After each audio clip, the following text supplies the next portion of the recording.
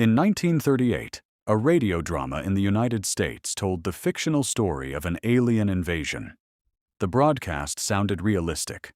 Urgent voices, reporters describing chaos, warnings of danger. Many listeners who tuned in late believed it was real. Panic spread quickly. Some people called the police, others packed their belongings, and many felt genuine fear. The remarkable part is that nothing had actually happened. No invasion, no destruction, no real threat. Yet the human brain reacted as if danger was unfolding nearby. This incident revealed something profound about human psychology. The brain does not only respond to physical danger, it responds to perceived danger.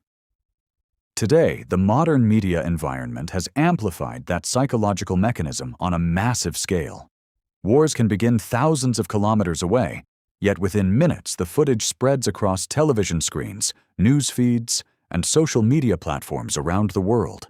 Explosions, military maps, injured civilians, urgent reporters, and endless analysis appear in a continuous stream. Millions of people repeatedly witness scenes of conflict, even though they are far from the battlefield. Physically, they remain safe. But psychologically, their brains begin processing those images as signals of threat. From the perspective of survival psychology, this reaction is predictable. The human brain evolved to prioritize threat detection above almost everything else. For early humans, failing to notice danger could mean death. As a result, the brain developed an extremely sensitive alarm system designed to scan the environment for signs of harm. This system activates quickly, releasing stress hormones like cortisol and adrenaline that prepare the body for action. The problem is that the brain evolved for environments where threats were local and immediate, not global and continuous. When individuals repeatedly consume war news, the brain experiences what psychologists call threat perception overload. Each image of destruction or urgent report acts as a signal that danger exists somewhere in the environment. Because the brain struggles to separate distant threats from nearby ones, the nervous system may respond with real stress reactions even when the individual is physically safe. Over time, this repeated activation of the threat system can produce a persistent background anxiety that shapes how people interpret the world. In modern media environments, similar conditioning can occur through repeated exposure to war-related imagery and urgent news signals. Breaking news banners, alarmist headlines, dramatic music, and graphic footage become cues that automatically activate the brain's threat response. Eventually, even seeing a crisis headline can trigger tension before the viewer fully processes the information. But modern communication systems allow millions of people to witness traumatic events indirectly. When entire populations repeatedly watch scenes of war, suffering, and uncertainty, the emotional impact can spread beyond the battlefield. Psychologists refer to this shared emotional burden as collective trauma. Even individuals far removed from the conflict may internalize fear, grief, and helplessness simply through constant exposure.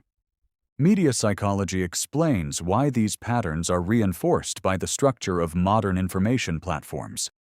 The human brain possesses a strong negativity bias, meaning negative information captures attention more effectively than positive information. From an evolutionary standpoint, this bias increased survival chances because ignoring threats carried greater consequences than ignoring good news. Modern media systems often amplify this bias because alarming stories generate more engagement. As a result, war, conflict, and crisis dominate information streams far more than peaceful developments. This dynamic feeds the behavior known as doomscrolling, the compulsive consumption of negative news updates. Each new headline promises critical information about what might happen next. The brain interprets this as an opportunity to reduce uncertainty about potential threats. However, global conflicts rarely provide quick resolution. Instead, the constant flow of partial updates keeps the mind searching for clarity that never fully arrives.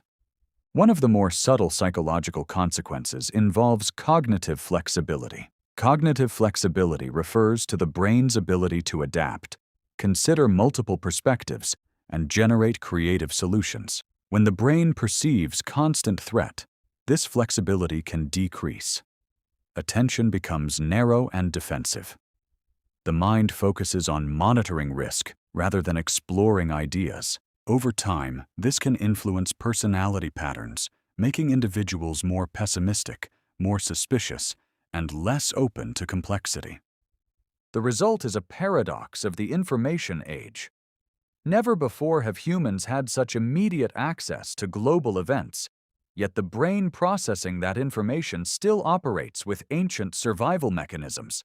Constant exposure to war news can transform awareness into hypervigilance, gradually shaping how individuals perceive safety, stability, and the future itself. Staying informed about world events is important, but the brain was never designed to absorb a continuous stream of global conflict. When information systems repeatedly activate the mind's threat circuitry, the result is not simply knowledge, it is a subtle reshaping of emotional and cognitive patterns. And over time, that reshaping can influence how entire societies feel, think, and respond to the world around them.